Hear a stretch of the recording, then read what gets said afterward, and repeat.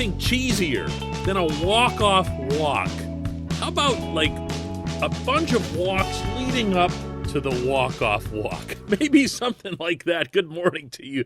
Good Wednesday morning. I'm Dejan Kovacevic of DK Pittsburgh Sports. This is Daily Shot of Pirates. Comes your way bright and early every weekday morning. If you're into football and or hockey, I also offer up daily shots of Steelers and Penguins, right where you found this. The Pirates had their walk-off walk last night at PNC Park. Ninth inning, Brian Reynolds with the bases loaded.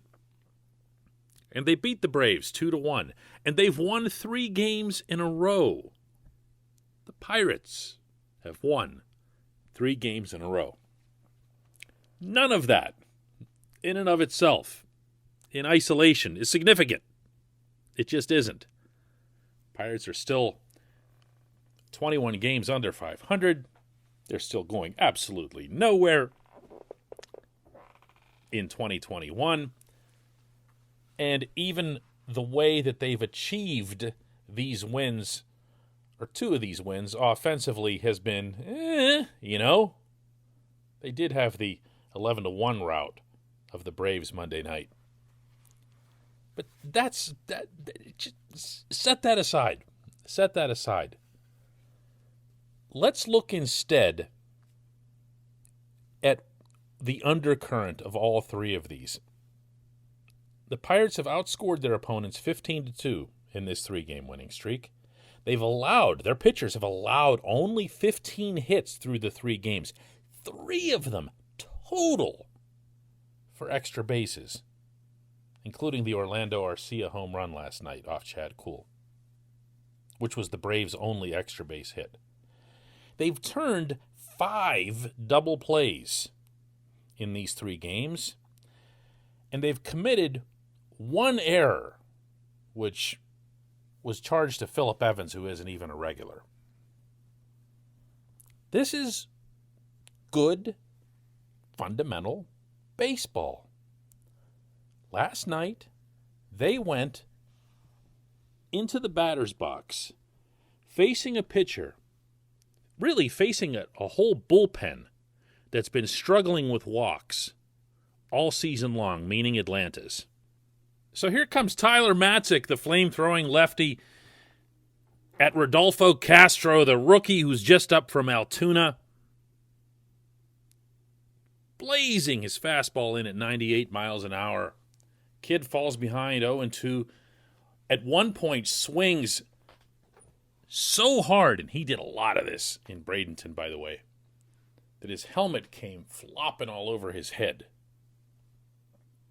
But he found some calm, he found some cool, and he worked the opening walk. Pirates got a couple of hits after that, loaded the bases. Brian Reynolds comes up, looks at 4 straight balls. The fact that Castro was able to come up from Altoona, just drive across Route 22 and get here in time for the game, and have that kind of a plate appearance, brought out some unusual praise from Derek Shelton afterward. Pretty cool moment for us organizationally. Rudy Castro leading off that inning with a walk, really aggressive base running, got back and then scoring the winning run. So that's a win for the whole Pirates organization tonight. A win for the entire organization, the manager said. Now, I've been talking a lot on this show about the field manager at the big league level being principally responsible for fundamentals throughout the system. Of course, he can't manage and govern all of the affiliates all the way down to the Dominican Summer League. Shelton's kind of busy in Pittsburgh. But what he can do is set a tone. First in spring training, also in instructional league in the fall, whenever all the prospects are under the same umbrella all over again. But yes, very much so in Pittsburgh. I don't want to stretch too far this team's fundamentals because I'm going to go cover that game this afternoon. By the way, the series finale is at 12:35 p.m. The Pirates will be going for their first sweep of the season, if you can believe that. Not even a 2-game sweep. They have no sweeps. And for all I know, I'm going to go there and they're just going to throw the ball all over creation, and you're all going to be tomorrow like, oh, what's this fundamental stuff you're talking about? Fact is, the Pirates are a top 10 team defensively. And they've been pretty solid on the base paths. They've been pretty solid in a lot of different categories and places where you'd want them to be. The team overall obviously is not good. I'm not breaking any ground here. It can't hit, and they haven't really gotten much starting pitching until, the last couple of days. Okay? But you can start setting the first row of bricks. And if the first row of bricks for this organization is going to be fundamentals, great, so be it. I'm with you when it comes to Shelton handling pitchers. I haven't liked it so far. I haven't liked the way he's managed his starting staff. I haven't liked the way he's managed his bullpen for the most part. For the most part, I think a lot of that can be unfair and in the moment and based on performance. But there's been some really questionable moves that he's made when it comes to when a pitcher is left in or lifted. Right now, that pales next to whether or not the Pirates become a better overall organization at doing baseball things correctly. If you pressed play on this podcast and you thought it was worth your 16.5 minutes today to listen to something about the Pittsburgh Pirates when they're this far under 500, then you probably watched these last 3 games. And I'm going to ask you a question. When a ball was hit to the infield, when there was already a runner on base, did you doubt for a split second that it was going to turn into one of those 5 double plays that they've executed the last 3 days? Did you? No. I can answer that for you. Because they're catching the ball. They're making the plays. If people who don't pay attention to this team want to attach the Will Craig fiasco or Ke'Bryan Hayes missing first base to this team and have that be what labels the Pirates for them and nutting this and ski lifts that and everything else, there's nothing anybody can do about that. Perception beats reality probably about 95% of the time in our current culture. But you're watching the team. You can see the statistics defensively that the Pirates currently rank 7th in all of baseball in fielding percentage. 7th.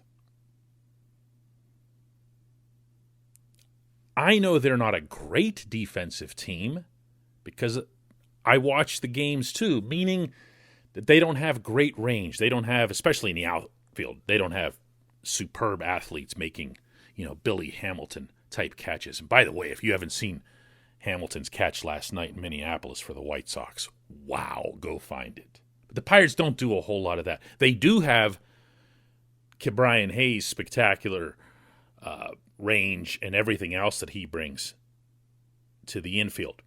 But you're not going to see wow type plays out of them very often. But they're catching the ball that's hit to them. That's fundamentals. That's what that is. The rest is raw talent and everything else that you'd eventually like to upgrade along the way. But fundamentals are something else. Fundamentals are about doing the right thing, physically and mentally, when presented with a certain situation. This team right now at the Pittsburgh level is markedly better than where it was in 2020 and better than it was in 2019.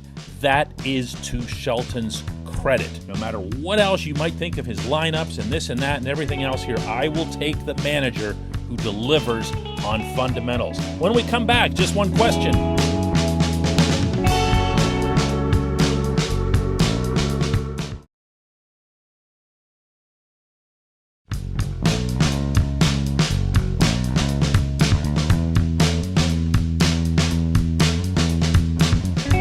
Welcome back. It's time for Just One Question, and that's brought to you always on this program by our friends at the North Shore Tavern, directly across Federal Street from PNC Park. They will be hosting the DK Pittsburgh Sports 7th Anniversary Meetup. That's July 15 at 5 p.m. inside North Shore Tavern. We would love to have you there.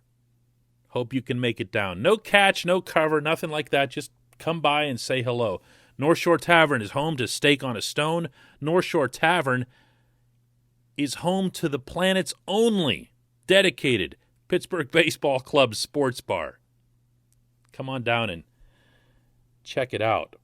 With us, today's question comes from Tom Proctor, who asks, when do we start giving at least some kudos to Ben Gamel? He's currently batting .240 with a .756 OPS. He's actually turned out to be one of the Pirates' more productive hitters. You know, Tom, I'm okay with giving kudos. I'm not okay with going too far with it. What's happened with Gamel is a couple of things.